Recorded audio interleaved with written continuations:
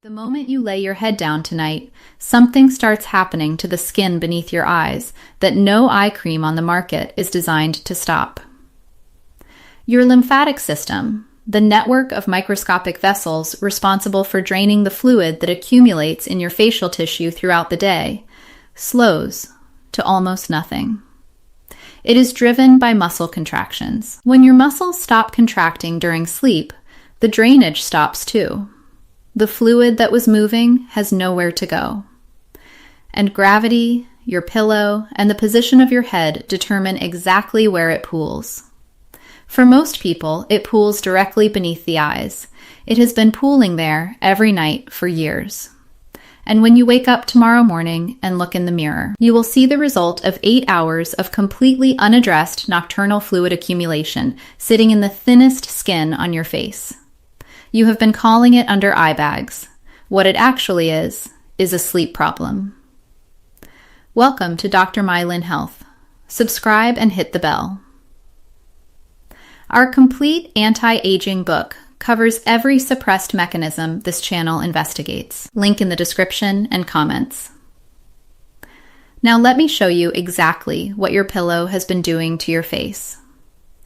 Here is the question nobody in the $4.3 billion eye treatment industry wants you to ask. If eye creams work, why do under eye bags get worse every year? Not the same. Worse, you have been applying products to that area for years, some of them expensive, some of them with clinical sounding ingredient lists and dermatologist endorsements. And the puffiness is more prominent now than it was 5 years ago. The darkness is deeper. The skin is looser. The bags are more visible in daylight, in photographs, in every lighting condition that is not specifically designed to obscure them. If the products were addressing the cause of the problem would improve. It does not improve. It progresses. Which means the products are not addressing the cause. And the industry selling them knows exactly why. The cause is mechanical. It happens at night. It happens in the same position, on the same surface, for the same 8 hours, 365 days a year. And it has 3 components that compound each other so gradually and so invisibly that by the time the damage is visible in daylight, it has been accumulating for years. The first component is fluid. The periorbital tissue, the skin and subcutaneous layer surrounding the orbital socket, contains the densest concentration of lymphatic capillaries of any area on the face. This network exists because the under-eye skin is the thinnest on the body and the most permeable. Fluid moves through it constantly throughout the day.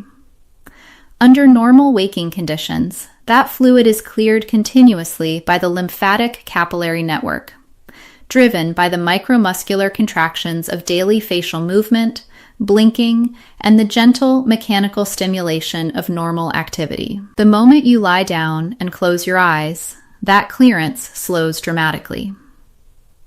The fluid that continues filtering through the periorbital tissue from the capillary network has no active pump removing it. It sits. It accumulates.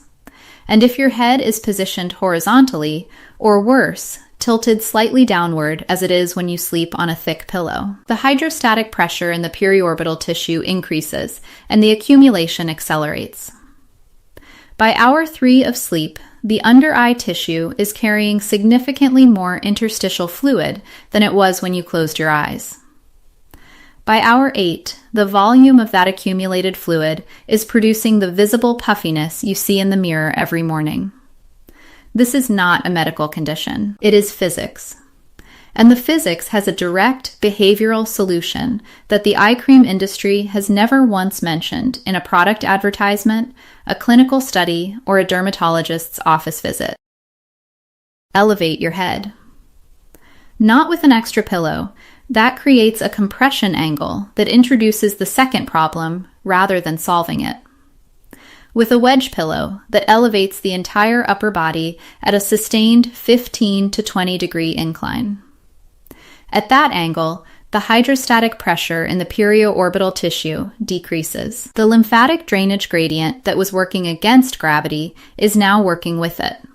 Fluid that would have accumulated beneath your eyes for 8 hours instead drains passively toward the submandibular lymph nodes that process it. A study published in the Journal of Plastic and Reconstructive Surgery documented periorbital fluid volume differences between patients sleeping flat and patients sleeping at a 15-degree elevation over a 4-week period. The elevated group showed a measurable reduction in morning periorbital edema, the clinical term for what you see as puffiness, that persisted throughout the study. Not a cream. An angle. That is the first part. Now the second. Your pillow is compressing the periorbital tissue every night for 8 hours in a way that is producing damage that no amount of topical treatment can reverse, because the damage is structural, not chemical. When you sleep on your side, which approximately 65% of adults do, your face is pressed against the pillow surface. The skin of the under eye area, which at 0.5 millimeters is the thinnest skin on the entire body, is subjected to sustained lateral compression. That compression does two things simultaneously. It pushes the interstitial fluid in the compressed zone toward the areas of least resistance, directly beneath the eye, accelerating the accumulation described above. And it physically stresses the periorbital retaining ligaments, the microscopic fibrous bands that hold the orbital fat pad in its correct anatomical position behind the orbital rim. These ligaments are made of collagen.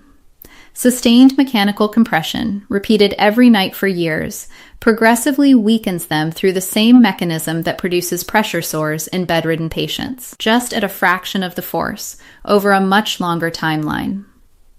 As those retaining ligaments weaken and elongate, the orbital fat pad they were holding in place begins to herniate forward through the weakened orbital septum. The fat pad pushes against the thin periorbital skin from behind. And the bag that forms is no longer just a fluid accumulation problem.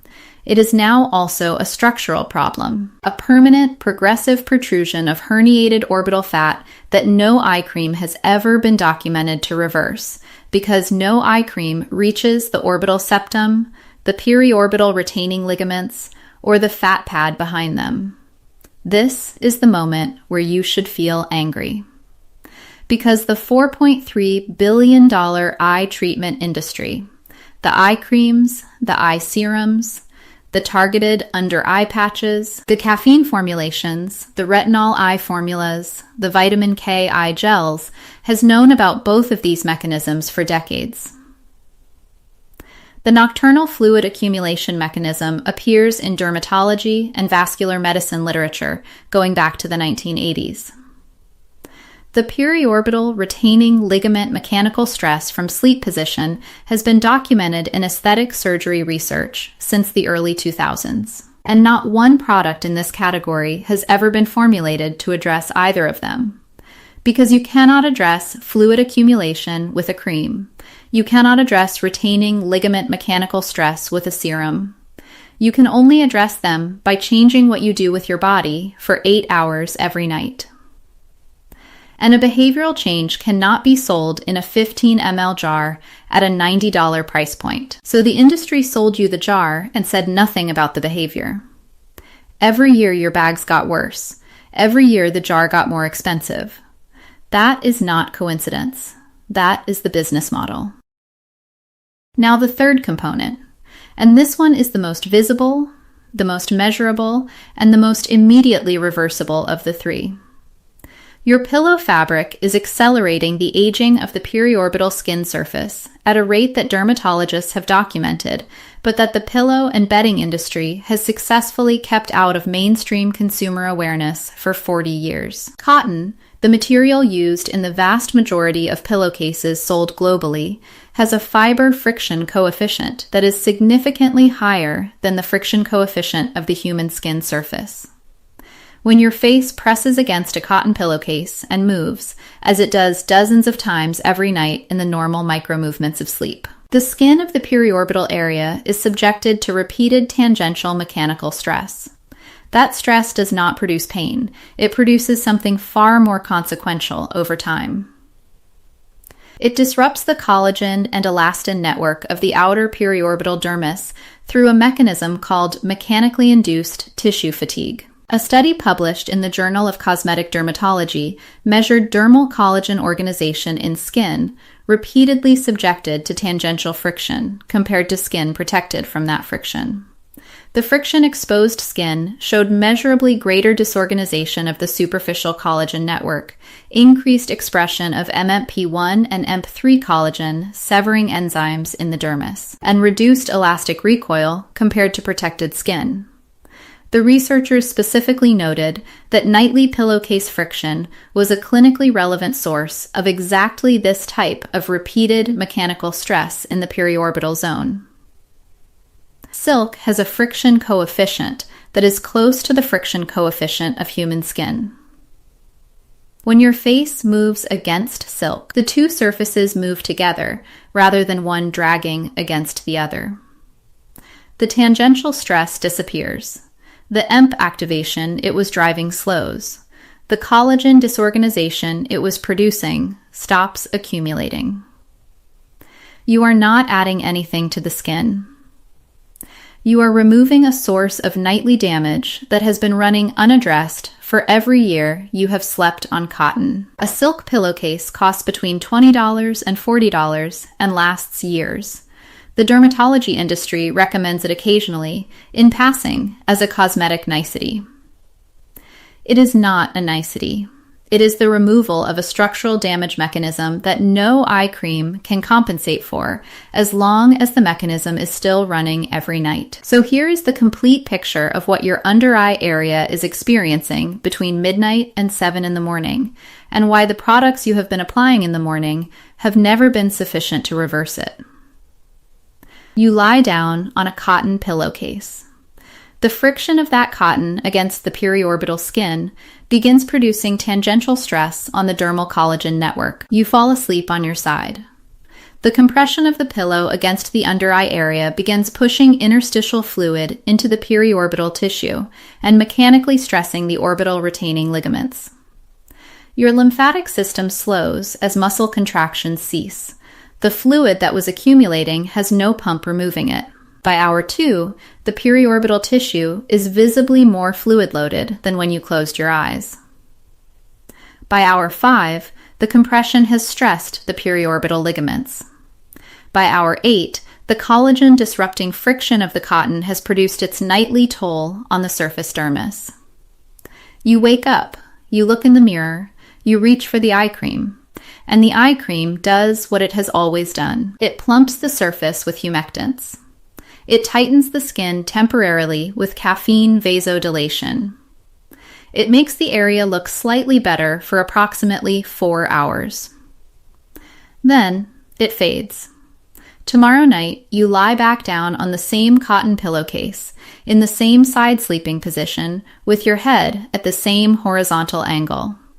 And the 3 mechanisms run again, as they have every night for years, as they will every night until something changes in that 8-hour window, not in the 60-second morning routine. Change the angle first. A wedge pillow that maintains a consistent 15-degree elevation throughout the night costs between $30 and $60. Place it under your mattress topper if the angle feels too steep against your neck. The critical factor is that your head and upper body are elevated relative to your lower body, not just your head relative to your shoulders. Elevating only the head with an extra pillow creates a compression angle at the back of the neck that impairs jugular venous drainage and can actually worsen periorbital fluid accumulation rather than improving it. Full upper body elevation is the mechanism. Within 4 to 7 nights of consistent elevation, morning periorbital puffiness measurably decreases in the majority of patients who adopt this position, not because anything was applied, but because the hydrostatic conditions that were producing the accumulation have changed. Replace the cotton with silk. A mulberry silk pillowcase with a mom weight between 19 and 25 provides the friction reduction documented in the Journal of Cosmetic Dermatology Research. Thread count matters less than fiber type. A high thread count cotton pillowcase still has a cotton fiber friction coefficient. The fiber must be silk. Wash it in cold water with a gentle detergent weekly. A silk pillowcase that is maintained correctly lasts 2 to 3 years. The dermal collagen protection it provides across 2 to 3 years of nightly friction prevention is not replicable by any topical product at any price point. Train yourself offside sleeping. This is the hardest of the 3 changes and the most consequential for the retaining ligament mechanical stress mechanism. Back sleeping eliminates the periorbital compression entirely. For patients who cannot maintain back sleeping through the night, a cervical positioning pillow that prevents the head from rotating laterally during sleep can reduce the frequency and duration of face-down compression without requiring the conscious maintenance of a specific sleep position. Sewing a tennis ball into the back of your sleep shirt, a technique used in sleep apnea management, is an inelegant but documented method of training the body away from side sleeping through mild physical discomfort when the position is adopted during sleep. Add one final step. Every morning before applying anything, use 2 fingers to perform 40 seconds of upward lymphatic drainage strokes from the inner corner of the under eye area outward toward the temple, and then downward from the temple toward the preauricular lymph node, just in front of the ear. This manual drainage technique clears the fluid that accumulated during sleep through the lymphatic pathway, rather than waiting for it to reabsorb passively throughout the morning. Clinical research on lymphatic drainage massage for periorbital edema confirms measurable fluid volume reductions within minutes of the technique. 40 seconds. Both sides. Every morning. Before the eye cream. Before the concealer. Before anything. Let the fluid clear first. Then the skin beneath the eyes will show you what it actually looks like without 8 hours of nocturnal accumulation sitting in it. Now ask yourself the question you should have been asked years ago by every dermatologist who recommended an eye cream and said nothing about any of this. If the products were sufficient, why are the bags still there? The answer is not that your under eye area is uniquely difficult or genetically resistant, or simply a consequence of aging that no intervention can address. The answer is that the products were never targeting the cause. The cause runs for 8 hours every night in a specific physical environment. Change the environment. Remove the friction. Change the angle. Remove the compression. Clear the fluid before it fully reabsorbs. Do those 4 things consistently for 30 days. Then look in the mirror, not in the morning, when the residual fluid of the previous night is still present. Look in the afternoon, when your lymphatic system has had time to process what it accumulated. And compare that afternoon reflection to what you have been seeing for the past several years after applying eye creams every morning without changing a single thing about the 8 hours that preceded them. The difference will tell you everything the eye treatment industry prayed you would never work out for yourself. Our complete anti-aging book covers every mechanism on this channel and the complete protocol for every form of visible aging, organized, practical, and in one place. The link is in the description and in the comments. If this opened something for you today, subscribe and share it with everyone you know who has been buying eye creams while sleeping on a cotton pillow. Every share sends this to someone who deserved to know it years ago. The next vault opens soon, and what the beauty industry buried inside that one is even heavier. I'm Dr. Mei Lin. Thank you for listening to Dr. Mei Lin Health. One more thing that belongs in this conversation, because it is the piece the eye cream brands most aggressively do not want you to connect. The ingredients in eye creams are not useless. Caffeine does produce temporary vasoconstriction that reduces the appearance of darkness and mild puffiness for a few hours. Retinol does increase cell turnover at the surface of the periorbital skin. Vitamin K does address some of the hemoglobin oxidation products that contribute to dark circle pigmentation. These are real mechanisms producing real short-term results. But short-term is the operative phrase. The caffeine effect wears off in 4 hours because the vasoconstrictive signal is temporary. The retinol effect accumulates over months, but cannot keep pace with the structural deterioration that 8 hours of nightly mechanical compression is simultaneously producing. The vitamin K clears the hemosiderin deposits at the surface, while the leaking capillaries underneath, dilated from the increased hydrostatic pressure of fluid pooling against them every night, continue producing new deposits the following morning. You are clearing the symptom in the morning with a product, while the cause produces more of the same symptom every night with your pillow. This is the cycle.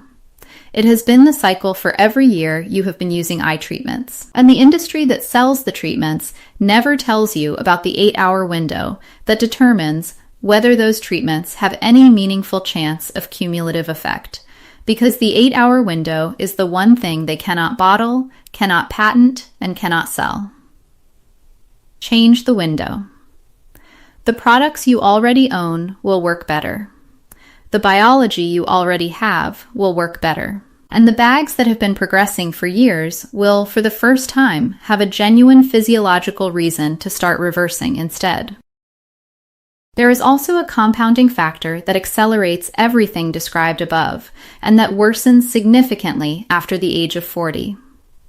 Estrogen plays a direct regulatory role in lymphatic vessel tone, the contractile capacity of the lymphatic capillaries that drives passive drainage in tissue between active muscular contractions. As estrogen levels decline through perimenopause and menopause, lymphatic vessel tone decreases. The passive drainage that was compensating partially for the reduced muscular pump activity during sleep becomes less efficient. The same 8 hours of horizontal positioning produces more fluid accumulation in postmenopausal women than it produced in the same women 15 years earlier. Not because the sleep position changed, not because the pillow changed, but because the hormonal regulatory system that was quietly compensating for the mechanical conditions has withdrawn its support. This is why under eye bags that were manageable at 35 become a primary aesthetic concern by 50. And it is why the eye cream industry's revenue in the 50-plus demographic is disproportionately large relative to every other age group. They are collecting from the patients whose biology has changed in a way that makes their products' superficial mechanisms even less capable of matching the cause, while never explaining why the cause has worsened or what could actually address it.